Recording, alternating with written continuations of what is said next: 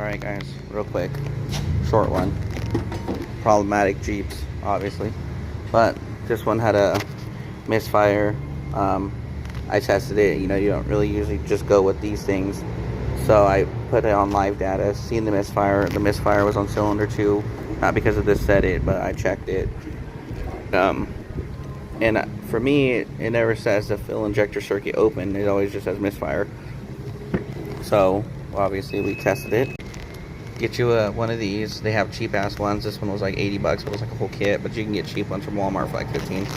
Put it on this Omega sign and then plug it in. It doesn't matter which side you go on these things. See how there's 2 in there? Put one on each side. And see, this one's reading 12 and all the other ones are reading 12. So this is how you check it. And then plug it into the bad one to verify. I already did this, but I'm just showing you guys real quick. Okay, you can see this is the old one and nothing at all is registering.